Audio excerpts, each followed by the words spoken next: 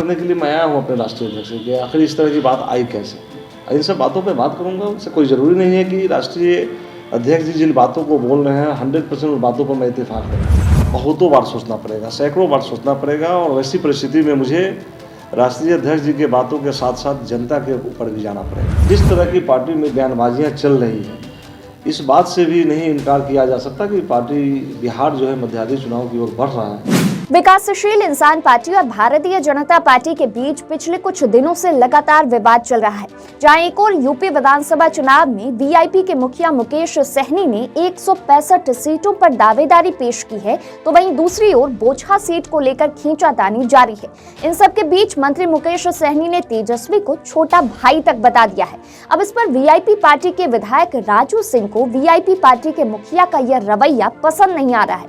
राजू सिंह ने कहा कि वीआईपी पार्टी के विधायक भाजपा के साथ चुनाव मैदान में थे, राजद के खिलाफ लड़कर हम विधानसभा तक पहुंचे हैं। अब राजद से वीआईपी की निकटता बढ़ रही है, जो कहीं से भी उचित नहीं है। जिसने चुनाव से पहले पीठ में छुरा मारा, उसी के नजदीक जाने का मैसेज खराब जाएगा। सुनिए विधायक राजू सिंह की पूरी बात। गठबंधन की तरफ से मैं भूमिका निभाना चाहता भी हूँ, और गठबंधन के सारे लोग को मैं जानता हूँ, शीर्षस्थ नेतृत्व को जानता हूँ, और मैं इसी के लिए क्षेत्र से चल के यहाँ आया हूँ कि मैं पहले अपने राष्ट्रीय अध्यक्ष से मिलूंगा, उसके बाद मैं अन्य पार्टी के नेताओं से भी मिलूंगा, और किस तरह से सरकार स्थिर रूप से चलती रहे इसका प्रयास भी करूंगा। लेकिन एक बात, जिस तरह से आपको आरजेडी में ने प्रेस कॉन्फ्रेंस में आपका बेइज्जती हुआ था आपके नेता का, मुकेश सहनी का, और इस दरमियान जो है मुकेश सहनी का आरजेडी फिल्म छलक रहा है। छोटा भाई बताना, लालू प्रसाद यादव को फॉलो करने की बात कहना, कई तरह की चीजें। इन्हीं सब बातों पे तो बात करने के लिए मैं आया हूँ अपने राष्ट्रीय अध्यक्ष से कि आखिर इस तरह की बात आई कैसे। इन सब बातों पे बात करूँगा, उससे कोई ज़रूरी नहीं है कि राष्ट्रीय अध्यक्ष जी जिन बातों को बोल रहे हैं 100% उन बातों पर मैं इत्तेफाक रखूँ। मैं उनके साथ बैठ करके बात करूंगा, लेकिन उसका प्लेटफॉर्म ये नहीं है। प्लेटफॉर्म मैं उनके साथ बैठ करके बात करूंगा, उसके बाद ही कुछ बता। अगर राजद की तरफ से रुझान आता है, मुकेश सहनी जाते हैं, तो क्या आप उनका समर्थन करेंगे?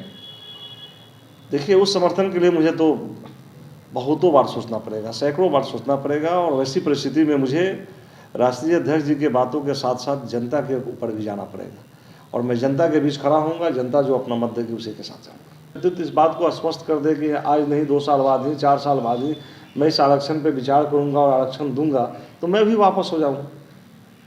वो तो केवल आरक्षण की लड़ाई लड़ रहे हैं, ना कि वो पार्टी के खिलाफ जाकर के लड़ रहे हैं। एक चीज बताइए, ये हवा कहाँ से उठ रही है? बीजेपी के कई कार्यकर्ताओं ने और बाकी कई लोगों ने जो है सोशल मीडिया पे लिखना शुरू किया, मुकेश सहनी जितने रुआब के साथ बोल रहे हैं, उन्हें खुद मालूम होना चाहिए कि एमएलसी का जो पीरियड बचा हुआ है वो भी कम समय का ड्यूरेशन है, और जो 3 एमएलए हैं वो भी बीजेपी से आते हैं। तो क्या लग रहा है, आप भी वीआईपी के हैं या बीजेपी के हैं, ये क्लियर कीजिएगा। नहीं, मैं तो भी वीआईपी से हूँ, वीआईपी से चुनाव जीता हुआ हूँ। और जहाँ तक बताते हैं कि बीजेपी से आते हैं, तो मैं आपको एक बात बता दूँ, और लोगों के बारे में तो वो विधायक हैं जो पहली बार विधायक बने हैं। मैं पिछले 4 दफ़े से विधायक हूँ, और 4 दफ़ों के विधायक में मेरा पृष्ठभूमि ही रहा है कि मैं जो महागठबंधन है, महागठबंधन से अलग की जो सारी पार्टियाँ हैं, जो भी गठबंधन में आपको भारतीय जनता पार्टी है, जनता दल यूनाइटेड है, वीआईपी हैं, हम हैं। मैं लगभग चारों पार्टी से चुनाव लड़ चुका हूँ, और 4 सिम्बल से चुनाव लड़के जीता हूँ। इसलिए मेरे संबंध सबों से बहुत अच्छे संबंध हैं, और मैं व्यक्तिगत रूप से लोगों को जानता हूँ, लोग मुझे जानते हैं। इसलिए संबंध रहना और पार्टी के प्रति समर्पित रहना, दोनों एक अलग अलग बातें होती हैं। बोचहा सीट पे बीजेपी कह रही है अपनी उम्मीदवार उतारेगी, मुकेश सहनी दावेदारी पेश कर रहे हैं, कह रहे हैं अगर नहीं ऐसा हुआ तो गठबंधन तोड़ देंगे।